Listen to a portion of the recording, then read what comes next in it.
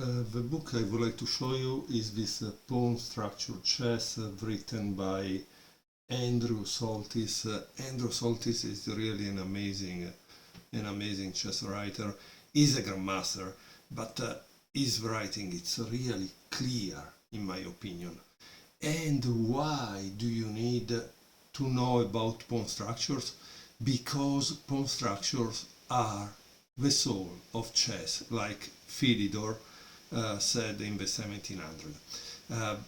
Practically, you are able to understand the strategy of a game if you know the pawn structure. And so this book is made by about 12 chapters, as you can see, with all the different pawn structures. And I would like to give you an example game from each chapter, so you will understand why this book is essential in your chess knowledge and your journey to chess improvement. We start with the introduction, where Soltis writes very clearly: mastering pawn structures comes down to acquiring three traits. A. Being able to recognize what good and bad pawn structures look like. B. Understanding how to exploit a good one. And C. Knowing how to change a structure favorably. So he says that some good structures are obviously good, but it's not obvious why they are good.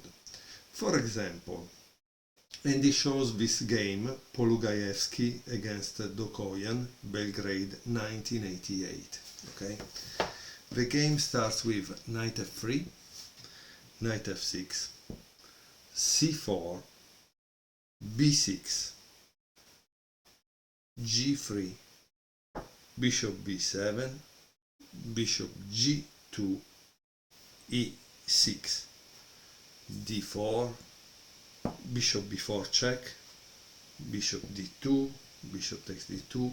Obviously, Soltis is not telling you about the opening.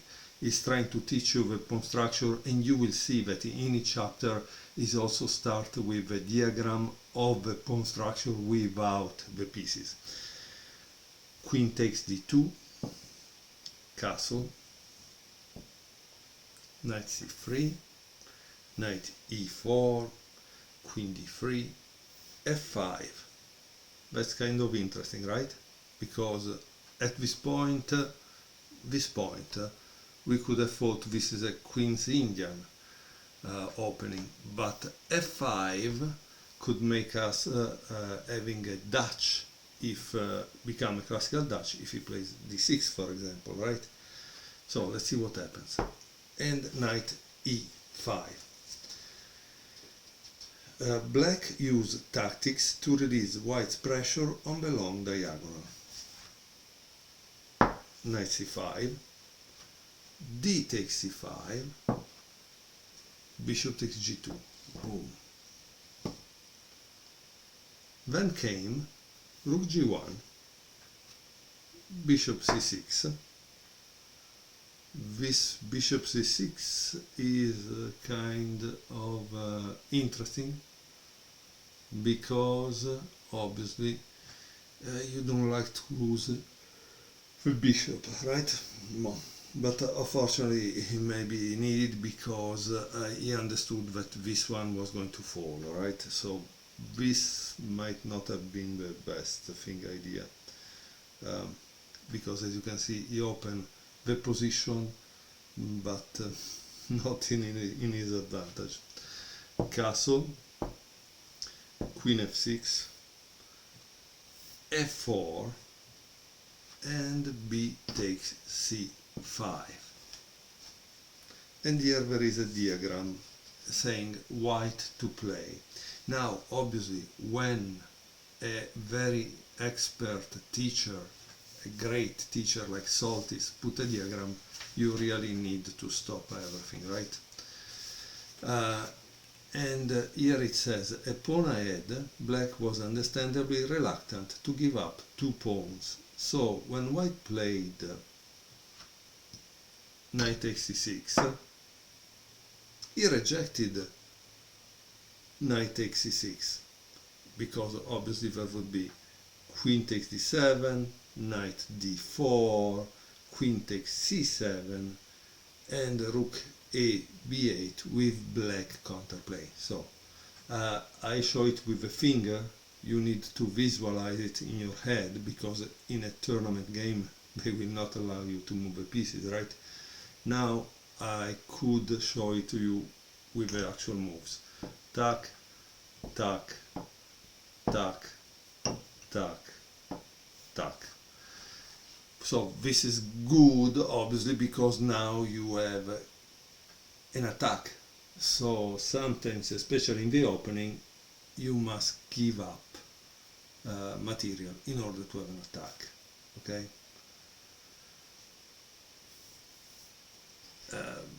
And maybe you don't feel it, so I don't know what to tell you. Because, for example, after this series of moves,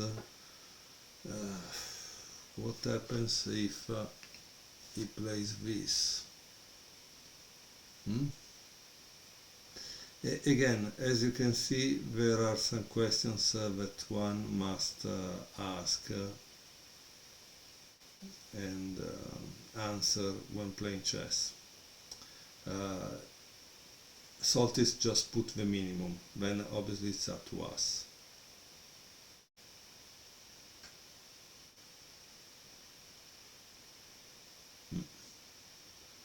Because this to me seems okay. Maybe he plays this,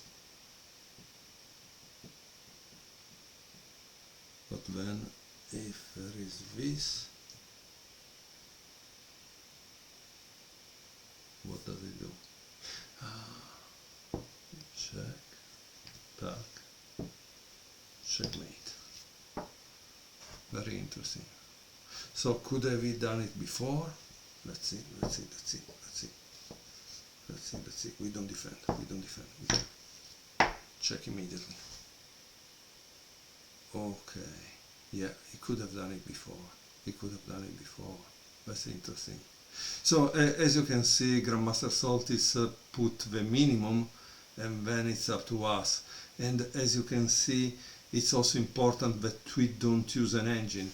So forgive my ignorance that maybe I don't see a combination right away, but the thing is, if you want to grow, you need to see it by yourself, because in a tournament game nobody will let you use an engine, right? Or at least some people are starting to use it, but when they get caught, things are getting ugly. Okay, let me put the position back to what it was. So we were in this position. We saw that white played knight takes c6.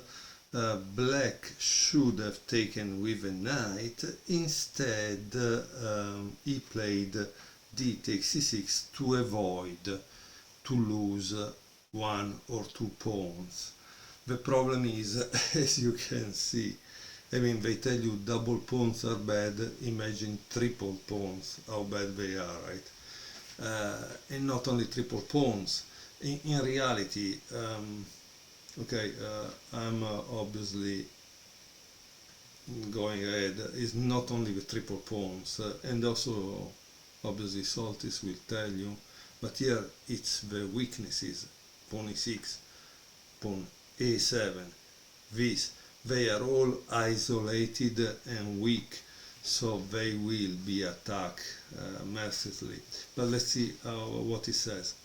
An inexperienced player, particularly one who picks at the black's resigns at the end of a game, will be tempted to say, of course he loses, he tripled his pawns, they are weak. But that's not the reason black went rapidly downhill after d takes c6. But not because his pawns could be captured. Okay, So if it's not his pawn, it's because he blocks himself in a way that he's not playing. So in this case, you can see that white finished development, black is behind of at least 2 tempi in his development. But let's see how the game goes. The play continues with e4, knight a6, e5, and this is great. Why? Because he has fixed this. But let's see what Soltis says. And white had achieved what annotators like to call a positionally won game. He severely restricts enemy pieces and can maximize the power of his own without interference. In reality, again, this is now fixed. This is a pass pawn. It's a problem. It's a huge problem, right? Notice that now, when he played knight a6, this became weak. This became a point of entrance. Queen e7, queen f3, queen e8, rook g2, rook f7, rook g, d2.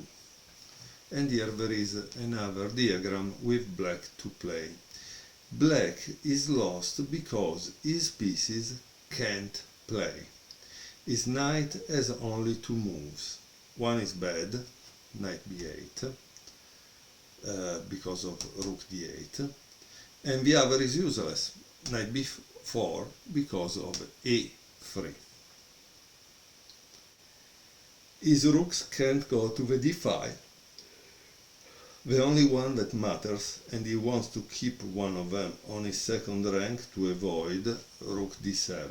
So he wants to avoid this rook d7, right? If his queen moves away, he allows queen takes e6, and is attacking, queen takes e6 is attacking the knight a6 and the rook a8, right? So black's predicament is not an accident. His pieces can't play because the pawn structure won't let them. If we could make a tiny change, like picking up the pawn at c7 and moving it to d5 or d4, black fortunes change dramatically. But that's illegal. Well, it depends. Maybe your opponent goes to the bathroom and magically finds the pawn on d4, right? As it stands, black's pawns are fairly well protected, yet they cost him the game. White took his time to find a winning breakthrough. That's what a very favorable pawn structure allows you to do. Take your time. Black eventually ran out of ideas. So here there is the rest of the game, which show us, without comment, which show us how the things went. h6, knight a4, king h7, a3. As you can see, is also restricting, because now black cannot play knight b4, right? Rook b8, queen c3, queen c8, queen a5, rook b3,